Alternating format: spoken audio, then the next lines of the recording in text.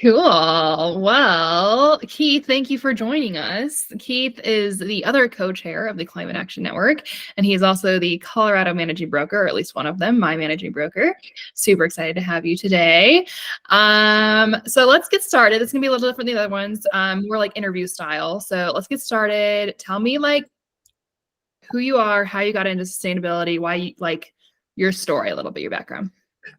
Thank you for inviting me on. And I love this story because it's just like me. I have ADD and it's like all over the place. So I remember my first distinct memory was driving in a car with my mom and dad. My dad was the manager of a power company, and we drove by the coal producing power plant. And there's a bunch of crappy smoke coming out of it. And I asked my parents what that was. And they said, that's the pollution plant. Now, my dad was responsible for that plant, and he said that. And I couldn't say pollution. I called it pollution plant. But that's one of my first memories of my life. I remember the car. I remember my brothers, in the car with me, everything. So that was just the beginning of it. And my dad had a lot of impact, and he did it from a financial standpoint for the company of like changing all the street lights from incandescent to early fluorescence, and it saved them like 75% of the cost. I mean, doing all the small upgrades like that. And in 1976, he built a house with a heat pump. It was a geothermal tube that went into the ground in Florida, into the ground with the water, and the water came back up and it worked, but it wasn't a closed loop. We had to have a sprinkler on the whole time. I mean, it was very early in heat pumps. But so I was hearing that story from my dad all the time. And was in the Army stationed in Europe, and I saw great examples of regenerative living.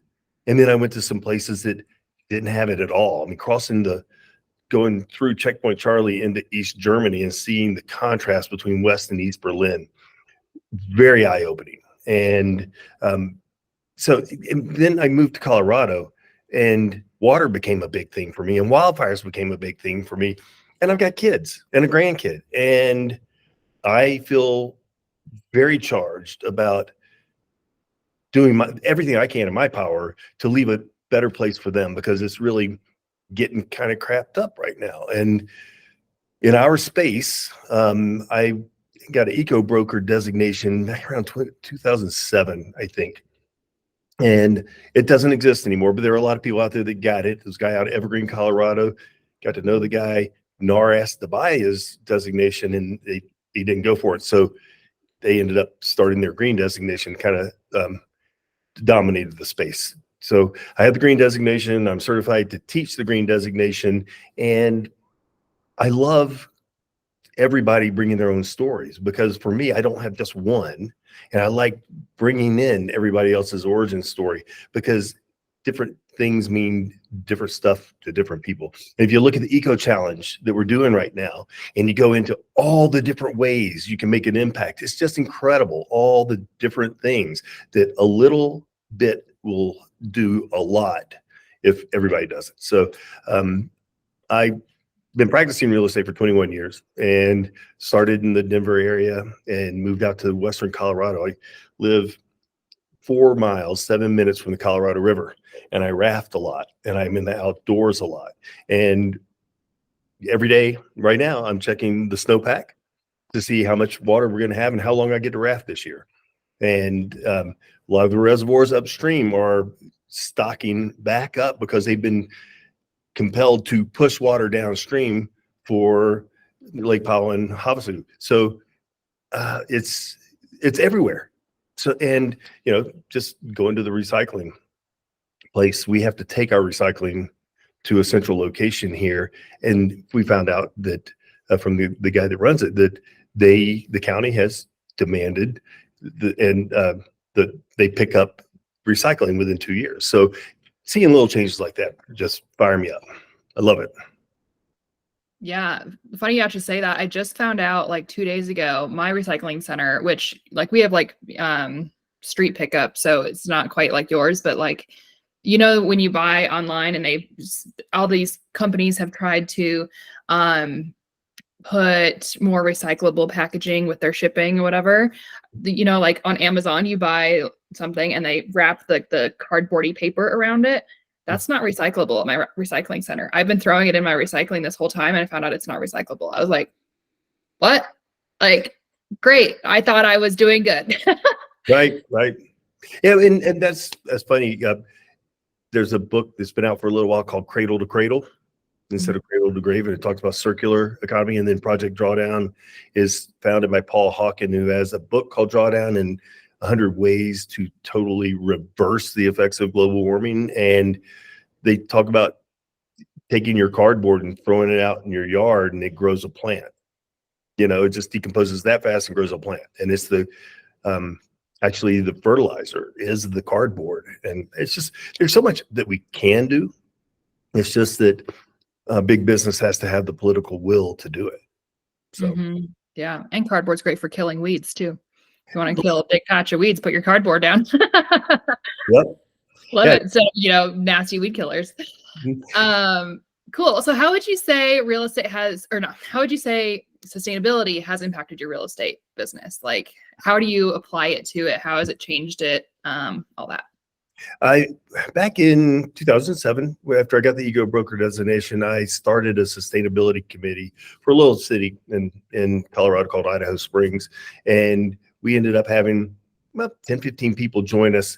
And we had 2 sustainable builders. We had 2 people that were early on in solar. We had a group of 3 20-somethings that wanted to do a composting for the area. Basically, they went to restaurants and collected their compost and composted, and it became my niche. And I did so many transactions within that crew or those people that would give me referrals because they had similar interests. But I mean, it turned into me being on a stage for the christening of a community garden that the composting guys had started. And I was a member of the rec board there, and we gave them a $10,000 grant to do the build out on it. I mean, so for me, one, because it's my passion, people see the energy I bring to it, and they're attracted to me, and then they find out I do real estate. And I've created, a small niche from just being active in something that I'm passionate about and that's important. So the things that are happening now that are really important are, solar is one that you can't turn away from. It's so efficient now, and there's so many options to do it without having that, albatross around your neck of a lease that when you come to sell, it's not transferable and they're demanding you pay it off and you don't have enough equity in your house. I mean, when I ask agents about solar, they go, solar kills deals. And that's what half the people believe, and that's not the case now. I've got a friend that's buying a house and he needs a new roof, and something new from some of the insurance companies because they're tired of paying out these huge claims for these huge events. If you put you're allowed to by code put a second layer of shingles on the first layer, but if you do that, you void your warranty for the new shingles. For a lot of the companies. So, helping him do the research to screw a metal roof on, no warranty to void, and then put the solar on top of that, and going to incentivizing and getting all of the applicable, different tax benefits, tax credits, or grants that are available for that. He's going to have to put a roof on to get insurance. So we know that. So he's going to end up, getting it, half paid for and have no electric bill. So being familiar with just what's out there, you don't have to know everything for every neighborhood. All you got to do is go to Pearl or go to Incentifying or a company. You can type it in and get a lot of stuff for free. You can desire.us.org, DSIRE. Is another place that you can go, and if you want to do the painful all the searching and finding resources yourself, you can go there and it will tell you everything for a neighborhood that's available. Those conversations are huge. I have a oil and gas person that bought bought a house from me several years ago and wants to sell it. And we're in the oil and gas area, so I get interesting conversations all the time. But he bought a house with solar and a Tesla charging station in it. And when he talked to me about what do I need to do to upgrade my house to sell it, we started having the conversation. And we went and looked at some of these rebates that are available to him. He needs 2 new boilers, a water heater, and he was debating whether or not to do that. And they've entered the end of their useful life. It's going to show up on an inspection, but he can go in and he's going to get 40% of it paid for through rebates and tax incentives. So we can, I mean, we talk about this all the time. Maybe people don't buy into all of the climate change and how dire it is, but they buy into saving money. And this is a guy who makes his living in oil and gas, but he did it to save money. So the everyday conversations, I made a lot of friends and a lot of enemies in my MLS because I went in and held them accountable to entering the green fields into the MLS. It didn't go well at first, and then it went very well. And now we've went from 6 fields to 46 fields. It was mandated. Well, it was they first issued suggestions back in 2009, and then they codified it in writing in 2015. And you can go to your MLS and they're missing something. And that's from 2015. And stuff's changing so rapidly right now. There's going to be a lot more that they need to be kept, abreast of, and being that resource for our own MLS and for the other agents and sellers, because sellers are going to make more money on their home, up to 11% more if they are stacked with energy saving devices, insulation, heat pumps. The whole a study in the Midwest found increase in value between 3 and 11%. And those were appraisers that found that value. So it's real. So there's just so much, man, again, ADD. You could go anywhere with this, So I love that. I love that. And talking about the MLS search. So I've been doing a lot of social media lately and trying to feature homes in my area that are green in some way, shape, or form, very green, mildly green, something like that, just to get people excited. And so I've gotten really good at manipulating my MLS search to find the homes that I want to feature. But I spend a lot of time manipulating my MLS search to find the homes that I want to feature, because like half of you being a good listing agent is marketing your home correctly. And if you're a listing agent that doesn't understand green, you are not marketing your home correctly. So like my example, I shared a home recently that had been listed for almost 75 days, which is a long time in my market. And it is the coolest freaking house I have ever seen. That's being a little bit dramatic, but it's really cool, like really cool property, like farm property, total homesteader's dream.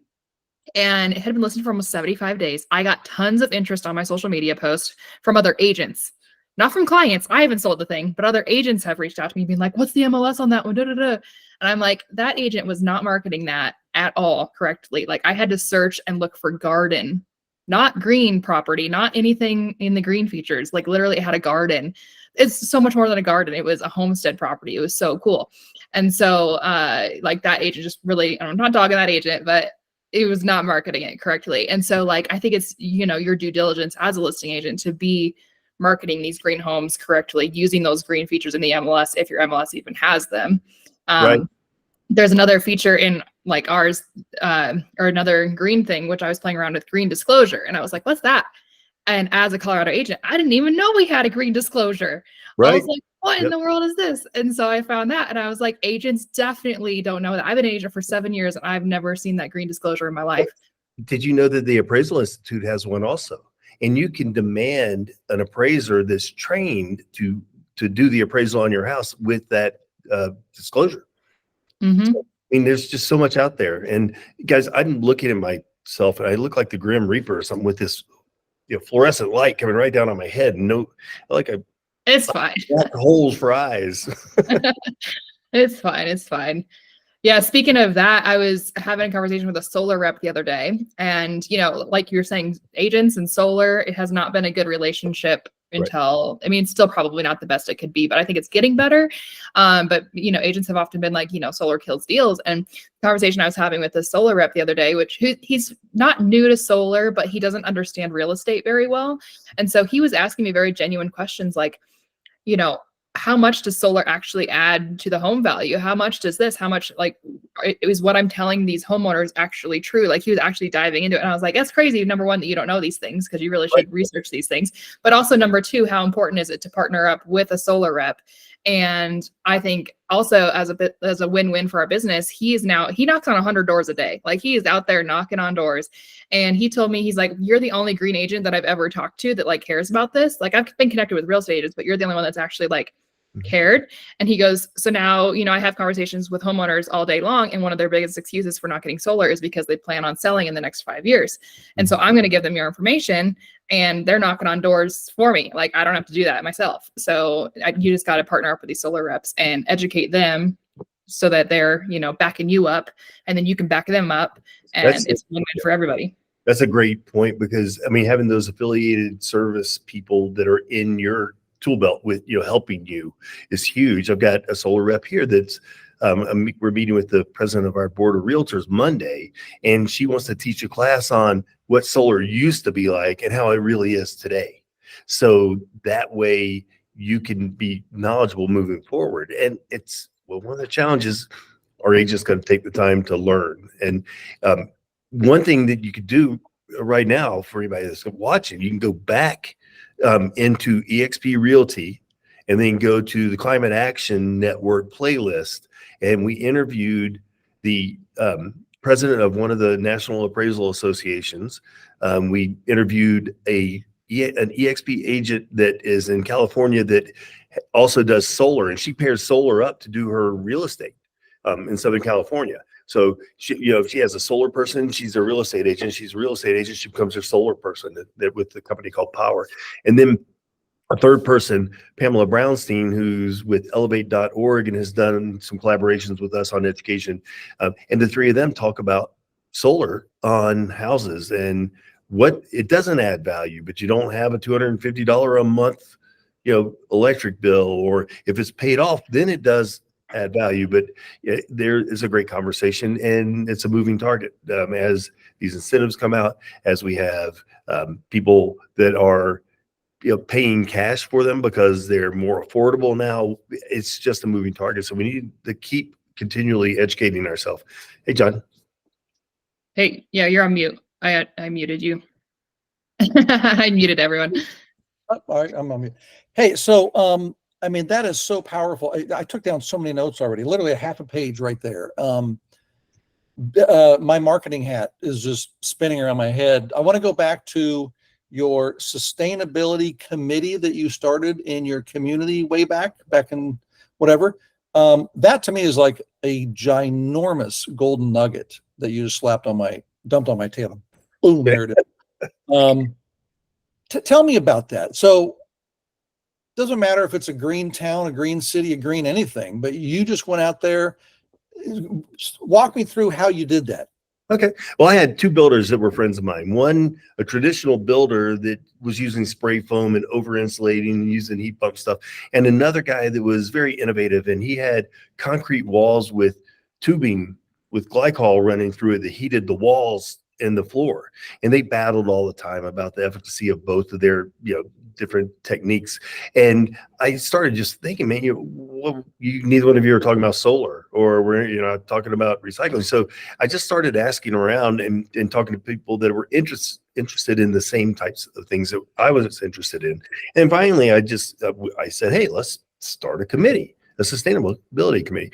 And we met at the coffee shop, and we had our meetings, and we went to the town, and the town didn't want to deal with it. They didn't want to have to pay for it. They didn't want to have to be the admin of it. So we were an adjunct committee. And then it ended up growing to the point where the county did the same thing with us. They just they grew us from just Idaho Springs to all Clear Creek County, which it's 10,000, 12,000 people. So it's not something huge, but it was a great opportunity for us to get in front of county commissioners, and have conversations with those guys, and in charge of the city council for all of the cities in the county. So it was a great opportunity for us to become experts. And to this day, I still have two of those city council members.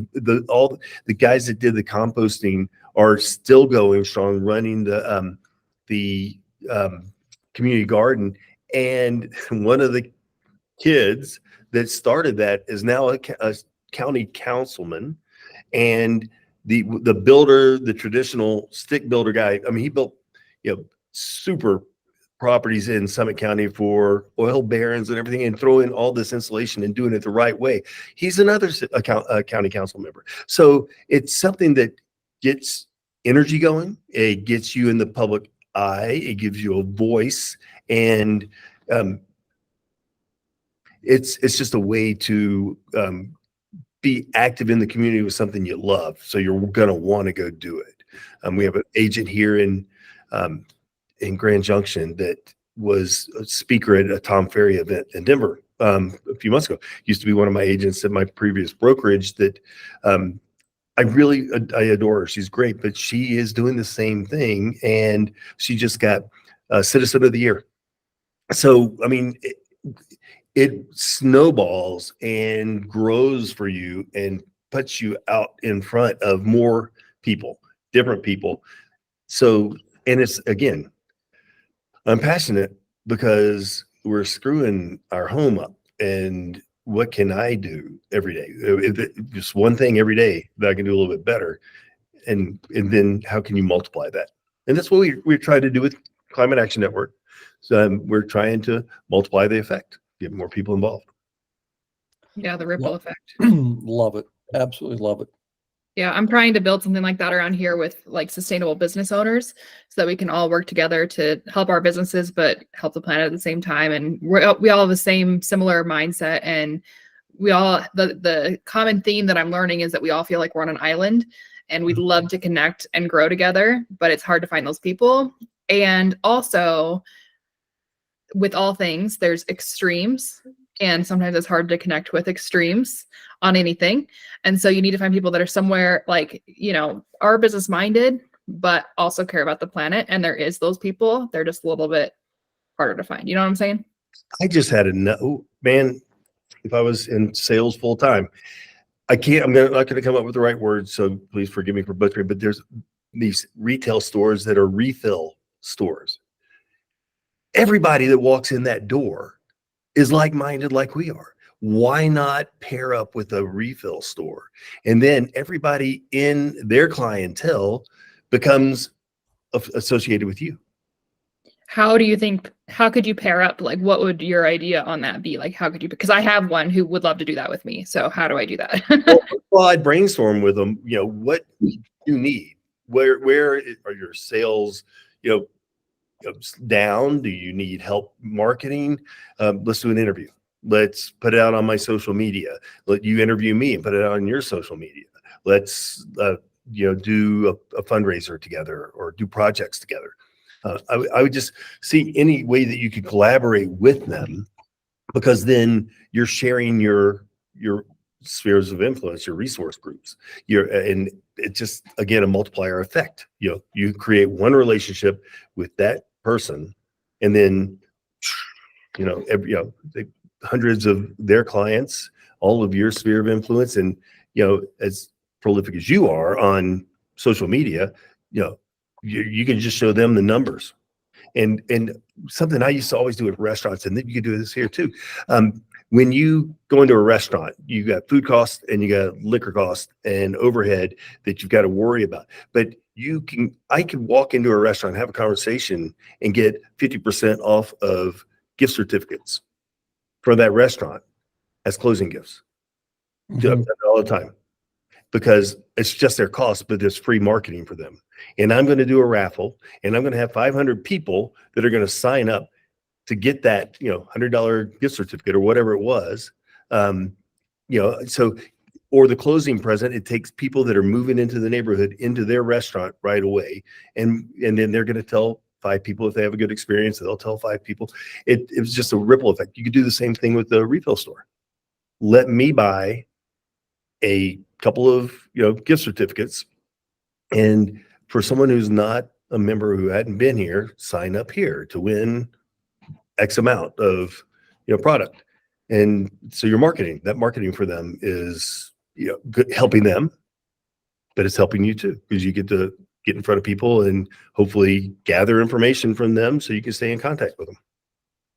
Yeah, I love that. And that's kind of a big question mark for just a lot of these businesses that are wanting to partner. Everyone feels they're on an island, but how do we partner? How do we mesh this? How do we make this happen?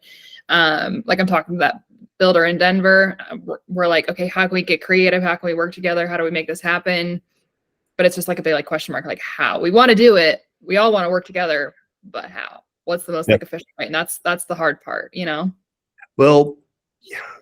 Back in the day, old school, I would go into other offices for their office meetings and present different, opportunities.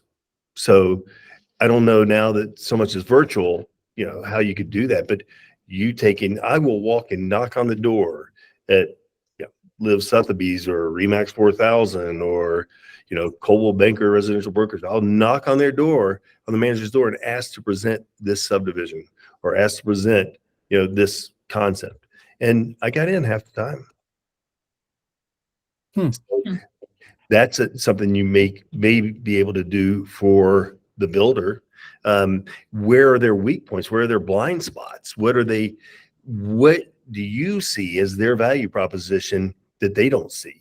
And what's the target audience, and how can you get connected with that target audience? Mm-hmm. Yeah. One thing they told me the other day is that they have a couple platinum certified lead homes, and they're like, but we're probably not going to do platinum as much anymore because it's really costly to do that, and clients don't appreciate that. And I was like, interesting. And I don't know what the solution to that is, but they're like, we're going to have to go down to gold and not do as much platinum because platinum was more expensive and the ROI is just not there. Well, and I agree with that. And that's the marketing component too of lead platinum. There are things you could do, not even being lead, doing, a passive home certification where it produces more energy than it uses instead of lead platinum. Lead's gold standard for sure, but they are so hard to, I've talked to contractors that try to pass that test, and it's as hard as a contractor's test. So I wouldn't talk them out of it. I wouldn't try to talk them out of it because the value isn't there right now. Mm-hmm. And building codes are catching up so fast that I wouldn't be surprised to see lead become obsolete because communities in the International Building Code are demanding that now. So it's so funny.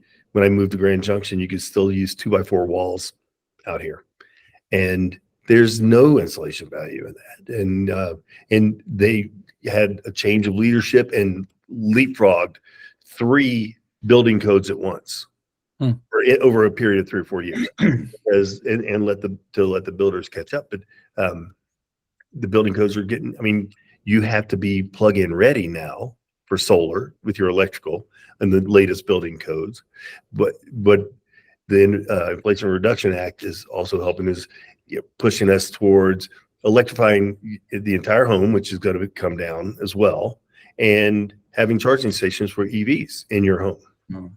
So, and we do talk a lot about, and if you're a denier, this is a big argument for you. We don't have enough electricity to charge all them damn cars. Well, we can put some solar panels. And my wife does this all the time. People are like, yeah, well, that's coal where you're getting that energy from. And because we have coal trains go by all the time. And she's like, I'm glad I put solar panels on my house. So, yeah, and that's a part of my origin story I don't share. It's my first meeting with Climate Action Network. And I'm going to give, honors and kudos to Alex and Joan, who started that. Alex Fullerton was a staff member out of British Columbia. Joan Gregerson was a Evergreen, Colorado resident, and they joined EXP because of our sustainability as one of our core values. And they saw that it didn't really trickle down outside of the value proposition that much. So they created this as a forum for agents to get involved. And I went to one of their first fireside chat. And they got total support from Glenn Sanford. I think, Katie, you posted one of his comments about it. So we sat down and they were like, well, what are you doing? And I'm like, well, I just got through working on my Airbnb. Oh, really? You have an Airbnb? Like, yeah, we built it during COVID in our backyard. And I started telling them about it. And I just saw, two people were just giggling. And I'm like, what are you talking about? She says, you have a passive house. I'm like, what? And now I haven't got it certified or anything, but it's 14 feet wide and 41 feet long, and it faces due south. And I'm in the high desert, so we get tons of sun. Concrete floor. We were going to put radiant floor heat in. The engineer, the designer, and a contractor friend of mine said, you'll cook yourself out of that place. Don't do it. My wife was very skeptical. We've always wanted warm feet on concrete, right? So we insulated the concrete form. We have 16-foot slider and an 8-foot slider in the bedroom, and then transom windows above that. And we get pounded by the southern sun. So heating bills are really low. We have a mini split heat pump. We have it's all electric home as well. And the solar panels generate enough to cover all the electricity for that house and about 50% for our house. So they're just like, oh my God, you got to show it to us. Tell us about it. And it just got me fired up. And we weren't even talking about it. Like, we're doing this to send a message. It was just already ingrained in us that that's the way we were going to build. So that's part of my story too. I love that. And would you say that because that home is more eco-friendly, that attracts more Airbnb guests? We have had guests that came specifically for that. We had some influencers, all the time influencers are trying to get free rooms with us. But we had some influencers, because when you look at it, it looks like it could be a container. But they were the container girls on Instagram. And they were so cool and so nice. And then they found out what a container, and crickets. They were gonna, So, but it's part of our marketing, and I really got to update that because I said newly built. It's been 4 years now, but green, it's 100%, sustainable. So it was fun. We use recycled materials for it. I built a vanity in the bathroom out of gifts from the barn. When we bought this house, it had tons of stuff, and the owner had passed away, so they weren't going to get rid of anything. So I've been recycling that. I built a chicken coop out of all recycled materials out of the barn. I got floorboards from the decking from semi-trailers and built the island on it. Thank you. I appreciate it, John. Marketing. Yeah, those they're pretty funny. So it was fun for us to see how much we could save, and we didn't get to use as many non-toxic materials as we wanted to because we did it during COVID and there was shortages of a lot of stuff. So we just did the best we can, and that's the message too. Just do the best you can. Just try something and do the best you can. Mm-hmm, mm-hmm. And I'm like always trying to think of like, okay, how can this make you more money? How can this make, if someone wants to do this, how can this make them money? And because you did this yourself and you maybe have plans, or you just have knowledge because you've done this, right? So now you could maybe sell those plans to other people that want to do this, or teach a class on it or something like that, because it's unique stuff that other people want to do, but they don't know how to do or whatever. Like, that's why I'm on YouTube, because I love learning from other people that are doing real things that I'm interested in. Yeah, on Instagram, the Acadia House is doing that. I've seen that. Yeah, and I would love to, with the enormous amount of spare time I have. It would be great. Taking the leap, though. I mean, if I took the leap, it would be worth it. But I have a lot of other interests too. So. You're a busy guy. Yeah. That kind of leads me to my next question. So like, you on Instagram are Green Coach Keith. I know you're doing green coaching, want to do green coaching. Like, what do you envision for the future of green real estate at EXP, the future of green real estate in your own business, the future of green real estate in general? What do you envision for that? Well, thank you for letting me share the message, because I know both of you guys are on, the Agent Advisory Council for a green designation that we're putting together right now. We have, well, Alex and I, with the help of our leadership team at the Climate Action Network, which is the EXP DEI group for One EXP, we put together a proposal for creating an ESG, environmental social governance policy division, and a green designation. And we put a lot of time into it, working with our former CMO, Carolyn Merchant, working now with one of our growth vice presidents, Susan McLean, and Andrea Sabino, who's executive assistant to the C-suite. There are a lot of people that are really interested in this, and it's moving forward at the speed of a snail. But it happens that way. We get a ton of ideas and a ton of good people that are participating, and smart people. And shout out to Rob and Kate, because she brought a lot of information and energy to the conversation as well. And it's something that is going to get done. And my coach said to me the other day, I asked him what my weaknesses were, and he said that you take too much on. But when you put your mind to something, you're not going to be turned away, and you will get it done. And that's how I am with this green designation. They have hired ESG director. That's not what the title is, but we have a person in that position. So we have that success that has happened, and we got a great team with the Climate Action Network of great leaders like you guys that really are bringing new energy to the fight. So I see, and I've got into really good conversations with a lot of the old guard from the NAR green designation, and there's a lot of interest with agents, but their leadership isn't seeing it right now. I think if we're able, so 4 to 5% of the NAR of realtors have gotten the green designation, but only 0.5% still have it or keeping it active. And we talked about that the other day, John, like 3,500 people. They didn't see the value in it. And it's great information, but their job isn't to market for us to get clients. Their job is to inform us. And they're doing a great job of that. However, what we want to do at EXP, the green designation, is inform and help generate more business. The public wants it. NAR's sustainability survey showed 77% of buyers and sellers said they are interested or highly interested in green and sustainability. Only 36%, I think, of real estate agents said that their customers were. Disconnect. They want it more than we know. And so if we get out there to a retail store, to a local, sustainability committee, to a beach cleanup, people want it. We just have to connect with them instead of pushing luxury houses, pushing, these new subdivisions. It's up to us, and we have to get off the couch and go out and talk to people. Or leverage social media as well, because you can amplify your message.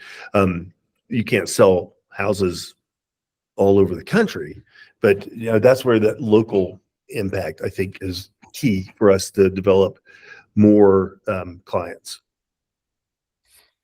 I love that. I'm super, super excited about the EXP sustainability division. Like, I think it's going to be huge. I think the opportunity is huge. To be the first brokerage to do that would be huge. We'd have such, it's just like, and I keep repeating this, people are out there. They feel like they're on an island. They're looking for us. We're looking for them. How can we connect everybody together to make this win-win? Because people want it. And, those stats you said, they speak to that. So we just got to figure out how to connect them, how to make everyone more money, how to save homeowners money, all the things. Right. Well, the one thing that you touched a little bit about, Keith, is I think you talked about the word profit earlier. That in sustainability, we don't talk about the word profit that much. And in sustainability, that's one of the key pillars is profit. It's, of course, taking care of the planet, but we have to take care of profit. And a lot of people get caught up in that part because they don't see the opportunity where that actually is. And for us at EXP, oh my God, from agent attraction to the lead gen with other people. I can think of right now, I wrote down 9 different companies in my city that I'm going to reach out to I have a refillery. They're called a refillery. I have them that my wife and I have been buying their products for the last 7, 8 years, I think, here. And there's so many that I can go out there. Like for me, I'm also a video guy, YouTube guy. I used to interview, there was a vegan restaurant in town, another vegetarian, just kind of people on the green fringe of being green. Mhm. And they were very appreciative of the marketing. They asked me what I was charging. I said, why would I charge you? I'm going to get all this content from my channel. I can hopefully drive traffic to you. And there was this love being given all around those type of circles. So I haven't done that now. And gosh, embarrassing, 4 years. Mhm. But this is just another way to reinvigorate that effort. And Monday morning, I'll be doing that. Right on. I love it. Yeah. I'm like, as you were saying that, I'm like, oh, there's a no waste coffee shop near me that I should totally partner up with. Cause you know how much coffee I drink? Do you know how many coffee meetings I have? Like, hello. Go to them and say, hey, I would like to create a sustainability committee for my community. Can I come here like once a month and do a presentation where I can bring more people to come in to, do a Facebook event? I did that for my old chocolate company. I went to a local coffee place. I said, I'm going to bring hopefully like 20 or so people. Within, I think it was 3 days, we had 26 people committed to the launch of this whole chocolate venture. We sold, I can't remember, it was like $400 in beer because it was a coffee place in the morning and a beer at night. It was a win-win-win for everybody. Yeah. Yeah. I had an agent that was in a town that was a military town, and they would go to the coffee shop. So you could go to this coffee shop. And when they saw a service member, they had gone to the barista, said, here's $30. Every soldier that comes in, would you just put their coffee on me until that runs out? Here's $20 for doing it, and tell them that I point to me and tell them that I bought their coffee, please. And sat there with their real estate stuff on a table. So when that person walked up to thank them for the coffee, oh, you're in real estate. And I think she had something like a 300% return on investment on that. And you're looking for 4 to 10% return on investment on your marketing dollars. And you created that partnership with the coffee company and the barista. So I love that. John's got something. This book that was written by Gene Frederick. cool. Have you seen it? Who's that guy? Yeah, we know that guy. Have you seen the book? I have not. No. Mm-mm. Okay, so my group here, my upline guy, he bought like 100 of these for us, and it's 101 ways to generate leads. And you just spoke directly to number 24, which is go sit your butt at a coffee shop and give them 25 or 50 bucks. I do that every Tuesday. I do that every Tuesday, and I can't tell you how effective this is. Really? Oh my God. It's instead of spending $100 on Facebook ads or whatever ads, spend $100, $25 a week, and go sit yourself out, and don't go to a Starbucks, go to something that's more local so you can help a local brand. And I do that. And I literally, some days, if I'm generous, I'll do $50 and spend 2 hours, whatever it is. But I'm always handing out minimum 15 to 20 business cards.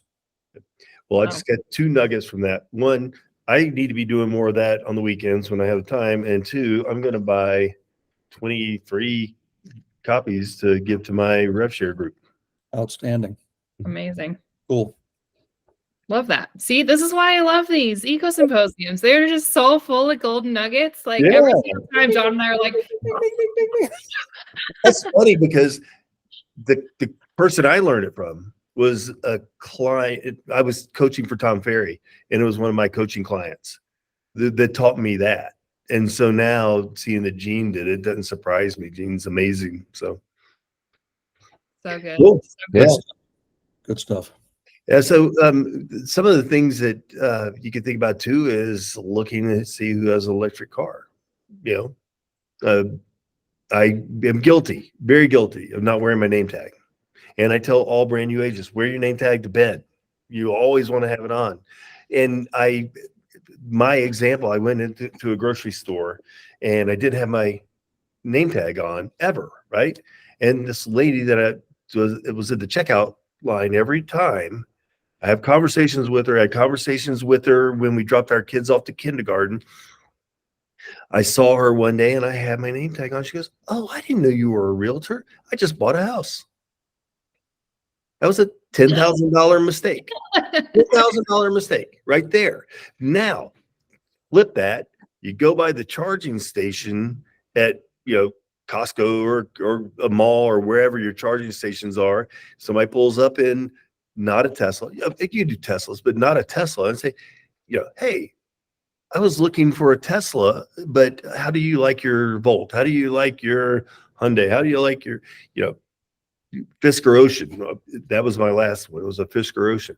And if you have your name tag on, they can ask you about it. And so, yeah, I'm a real estate agent specialized in sustainability and green homes. Yep. Maybe. Yep. Yeah. I just had a thought. I wonder, like, how you can advertise on shopping carts at the grocery store? I wonder if you could reach out to one of those, whoever does the shopping carts, whatever company does that, and then be like, "Have you thought about advertising on electric vehicle chargers?" And then get my face on the electric vehicle chargers at those companies like that. Oh, there you go. Oh, Wowee. wowee. That's a good one, man. Yeah, it is. I don't know if it's possible, but it's worth the conversation. Yeah. Gotta have the conversation. Gotta have it. Mhm. Yeah, you never know where it's going to go. Never know what's going to Yeah. Now I also need to order a name tag because I do not have one. I have my original one that EXP gave me when I joined 4 years ago. That's it. Yeah. That one. Or just create your brand, whether it's the Container Girls, you're the green whatever realtor. I'm Mr. Downtown Delray. Yeah. I walked up last night. Well, we'll talk about that after we hit the stop button on this. About what happened. Yeah. I was gonna make a joke. I was like, John really needs to refine his style. Like, he's just all over the place. I just never know who he is or what he does. I am real estate's version of Steve Jobs. I love it. One shirt. I bought 23 of these shirts, and that's all I wear. I've never seen him in anything else. That's funny. Love it. Yeah. Well, good. Thanks for coming on, Keith. This was great. Every single one of these is so good. Love all the nuggets, and Love the nuggets. Yeah, thanks for everything you've done for Climate Action Network as well. And I got to thank you guys for the energy you brought to the group. You kind of like breathe, fresh air to us. So thank you. Yeah, amazing. Love it. Well, Thank cool. you. Well, we do these Eco-Symposiums every Friday at 2 p.m. Eastern time. Same link, same everything. So if you liked this one, you should tune in for another one with a different guest every week. And I'm going to be scheduling guests in the future that some agents and some non-agents that are just, within the same sustainability space to come in and speak as well, so we can learn from them and brainstorm with them as well. So thanks for coming. Hey, thank you.